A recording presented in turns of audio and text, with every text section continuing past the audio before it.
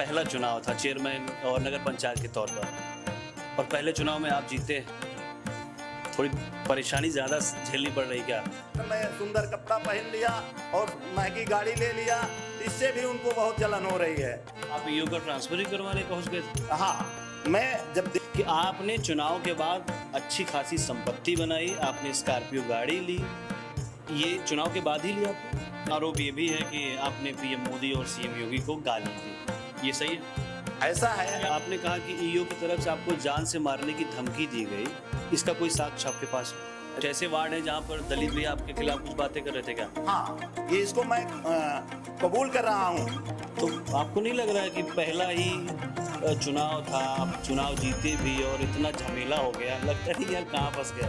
राजनीतिक तत्व भी हैं हमारे नगर पंचायत से बाहर से आकर के हमारे नगर पंचायत में उतारपात मचाए हुए हैं। अगर ये ईओ साहब रहेंगे, ये अधिशासी अधिकारी रहेंगे तो हर चौमुखी विकास के जो सपना है मेरा वो चकनाचूर हो जाएगा। जब आप ये कहते हैं कि सत्ता के बल पे, यानी आप योगी सरकार को भी उसी में कटघरे में खड़ा करते हैं? हाँ, ये लोग बराबर कर रहे हैं, मेरी सरकार है तो इनको हम रहने नहीं देंगे। भाजपा सदस्यता अभियान चला रही है, मिस कॉल मार के भाजपा ज्वाइन कर लीजिए, पूरा बवाल ही खत्म हो जाए।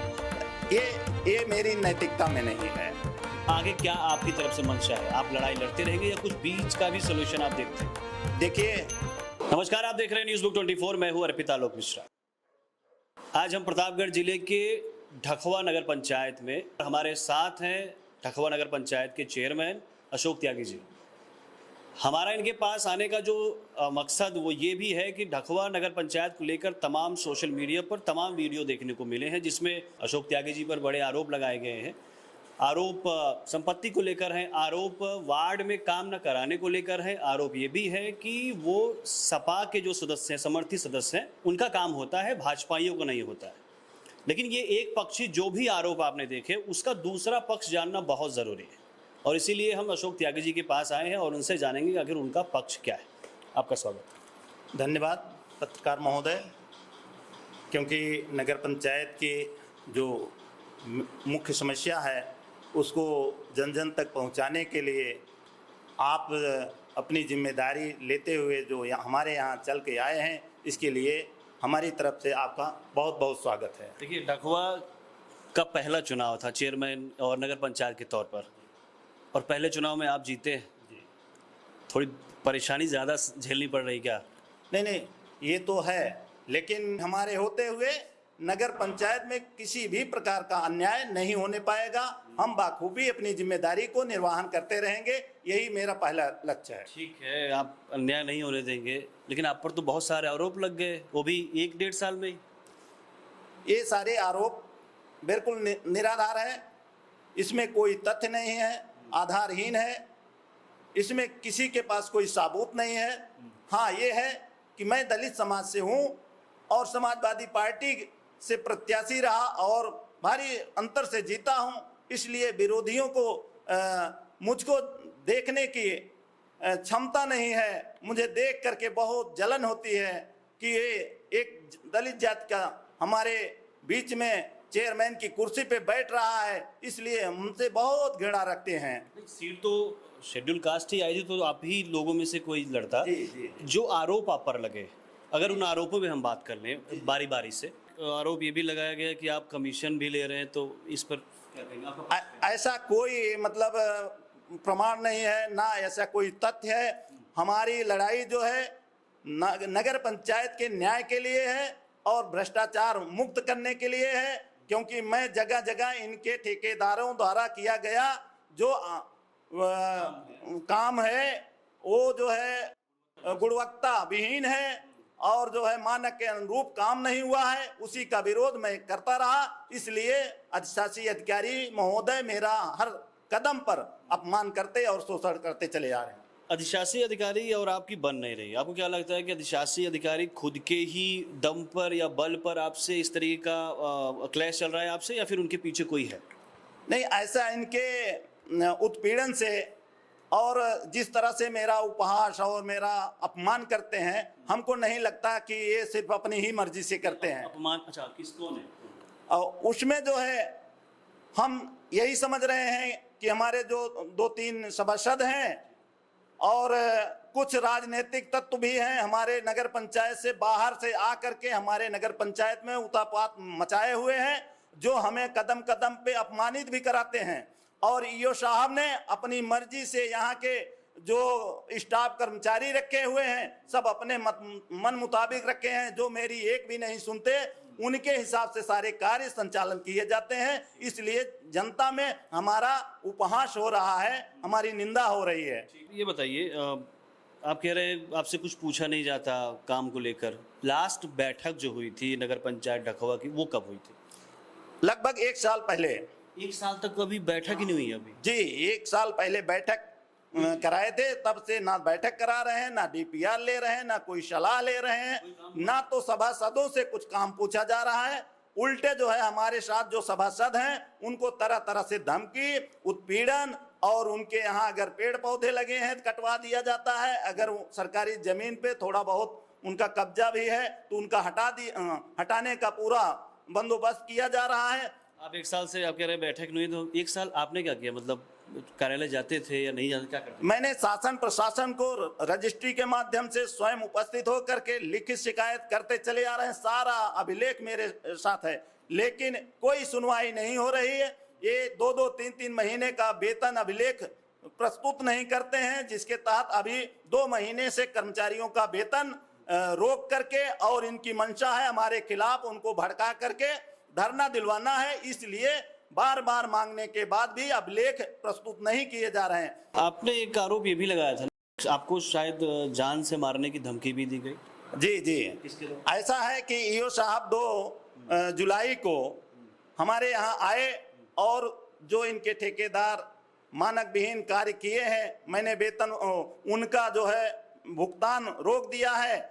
और मैंने ये भी कहा है कि हमारे यहाँ अगर ये ईओ साहब रहेंगे, ये अधिशासी अधिकारी रहेंगे, तो हर चौमुखी विकास के जो सपना है मेरा वो चकनाचूर हो जाएगा। इसलिए इनको यहाँ से हटाने की मांग कर रहे हैं। मैं लगातार लखनऊ जा करके शिकायत कर रहा हूँ, माननीय डीएम साहब के यहाँ शिकायत कर रहा हूँ, और सांसद जी का भी पत्र लगा, लेकिन कोई सुनवाई नहीं हुई। इसलिए मैंने भी ठाना कि अगर ये अधिशासी अधिकारी यहाँ से नहीं जाएंगे तो मैं कोई काम इनके साथ नहीं करूंगा, क्योंकि ये मेरे फर्जी सिग्नेचर भी करके कई कार्य फाइल तैयार करके भेज चुके हैं। चुनाव से पहले करते क्या थे? मैं चुनाव से पहले लखनऊ में एक प्राइवेट बिजनेस करता था और रियल एस्टेट में काम करता था, प्रॉपर्टी का काम करता था, वहीं से अपना रोजी रोटी चलाता था, धन अर्जित करने का काम करता था।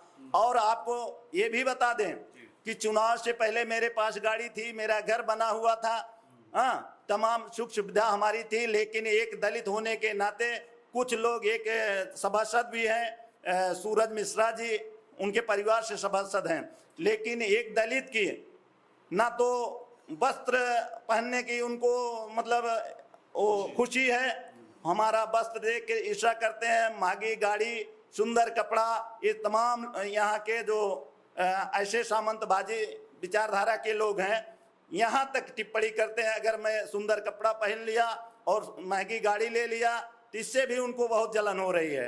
आरोप जो उन लोगों की तरफ से जो आपका विरोध कर रहे हैं, आरोप यही आपने जो बता भी दिया बिना सवाल के ही, कि आपने चुनाव के बाद अच्छी खासी संपत्ति बनाई, आपने स्कॉर्पियो गाड़ी ली, ये चुनाव के बाद ही लिया आपने? जी, मतलब शपथ के पहले ही हमने गाड़ी भी ले लिया था। हमको आशंका थी कि विपक्षी हमको गलत आरोप लगाएंगे, इसलिए ऐसा ना हो कि ये आरोप सिद्ध करें, इसलिए मैंने शपथ के पहले ही गाड़ी ले लिया था। हमारे नात रिश्तेदार संगी साथी जो है हमें आर्थिक रूप से मदद किए और हमें साधन विहीन होने से हमारी गाड़ी लड़ गई थी, इसलिए हमारे चलने के लिए वो सारे हमारे नात रिश्तेदार खास लोग हमें गाड़ी की व्यवस्था भी की है, उनका भी बहुत बहुत धन्यवाद करते हैं। नेट का ज़माना है, इंटरनेट का ज़माना है, मेरे नाम पर जितनी प्रॉपर्टी हो ये जांच करवा लें।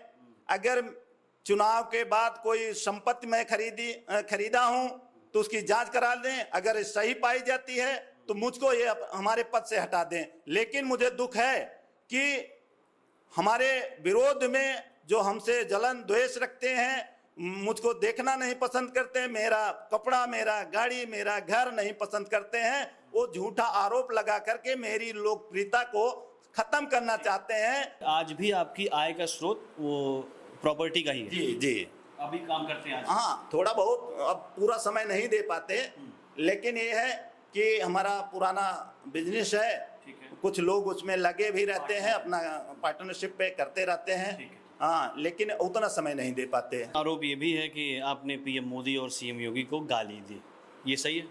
ऐसा है? या आप मुंह से निकल गया, ऐसा कुछ भी? नहीं नहीं, कदाप नहीं। अगर कोई साक्ष्य हो ऐसा कि मैं माननीय प्रधानमंत्री, माननीय मुख्यमंत्री जी को और किसी अधिकारी को यदि कोई गाली दिया है, उसका प्रारूप दे दें, तो सरकार जो भी सजा हमको देना चाहे मैं स्वीकार करूंगा। अच्छा, जैसे आप तमाम आरोपों पे साक्ष्य की बात करते हैं कि उनके पास क्या ऐसा साक्ष्य है, तो आपके पास जब आपने कहा कि ईओ की तरफ से आपको जान से मारने की धमकी दी गई, इसका कोई साक्ष्य आपके पास है? देखिए, यहाँ जो वो आए, मेरे इसी कमरे में आए, जो मैं एक निजी कार्यालय के रूप में प्रयोग करता हूँ। जब उनके मतलब वो लेके आए फाइल, तमाम फाइल लेके आए, तो हमने वेतन भुगतान तो कर दिया, क्योंकि ये मजदूर हैं, गरीब हैं और कर्मचारी हैं, इनका वेतन जाना बहुत जरूरी समझा, इस पे तो भुगतान कर दिया, लेकिन और सारे पेमेंट को रोक दिया।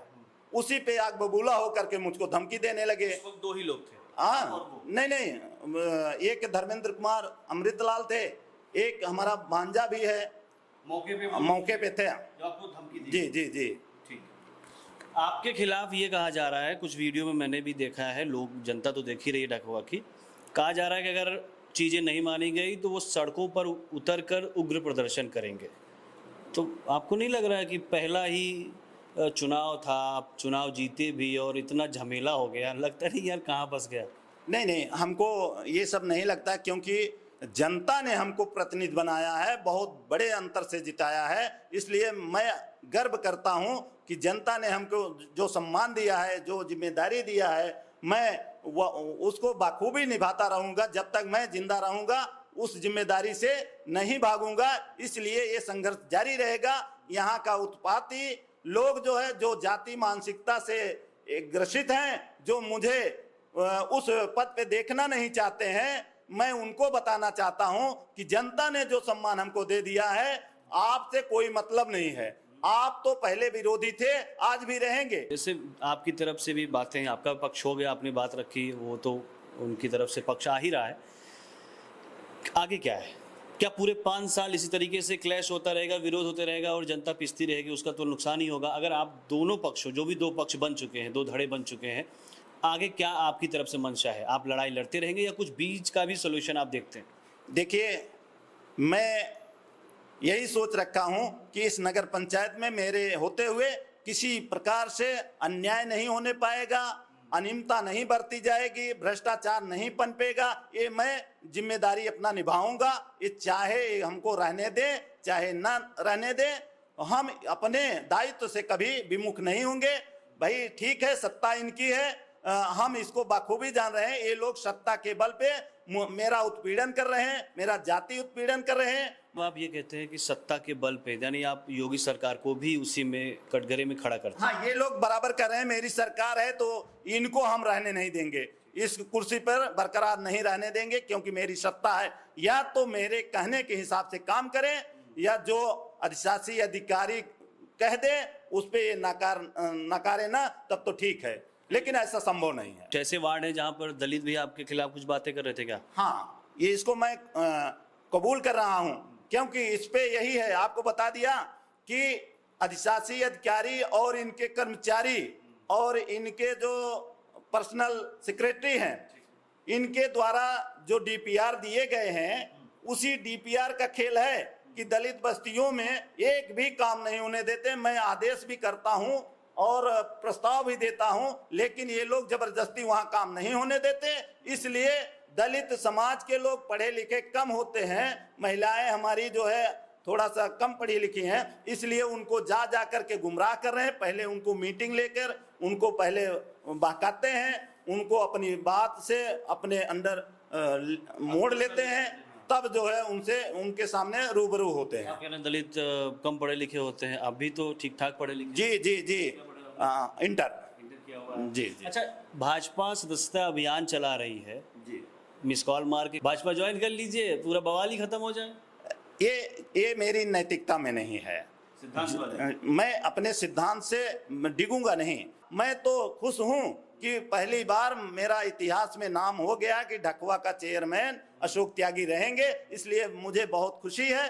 अब ये लोग मुझको रहने दें या ना रहने दें, इससे मुझे कोई गम नहीं है। आप ईओ का ट्रांसफर ही करवाने पहुंच गए थे? हाँ, मैं जब देख रहा हूं कि मेरी नहीं सुनवाई हो रही, ईओ साहब मेरे सहयोगी हैं, मेरे सेक्रेटरी हैं, लेकिन फिर भी मेरे ऊपर राज कर रहे हैं और हमारा अपमान कदम कदम पे करा रहे हैं, मुझे धमकी दे रहे हैं, तो ऐसे ईओ के साथ कैसे मैं काम कर सकता हूं? तो वो राज कर रहे हैं, राज उनका नहीं, आप अपना राज चाहते हैं? जी, मैं, जनता ने हमको चुना है, मैं इस क्षेत्र का प्रतिनिधि हूँ, मेरा दायित्व है कहाँ क्या विकास होना है, कहाँ जरूरी है, कहाँ अति जरूरी है, ये देखना मेरा काम है। लेकिन ईओ साहब मुझको एक दलित होने के कारण मेरी मंशा के अनुरूप कोई काम नहीं होने देना चाह रहे हैं, ये बहुत ही दुख की बात है। आप सुन रहे थे ढकवा नगर पंचायत के चेयरमैन अशोक त्यागी जी को, जिन्होंने अपना पक्ष रखा उन तमाम आरोपों पर जो इनके विरोधी इन पर लगाते आ रहे हैं, चाहे कमीशन का हो, भ्रष्टाचार का हो, संपत्ति बनाने का हो, उन सारे आरोपों पर इन्होंने अपना पक्ष रखा है। आपको इनका पक्ष जानकर जो आपकी प्रतिक्रिया हो वो कमेंट बॉक्स में बताइएगा। नमस्कार। अपने शहर की खबरों को पाने के लिए हमारे चैनल न्यूज़ बुक 24 को सब्सक्राइब करें। हमारा वीडियो अगर आपको पसंद आया हो तो इसे शेयर करें और कमेंट में अपनी राय देना न भूलें।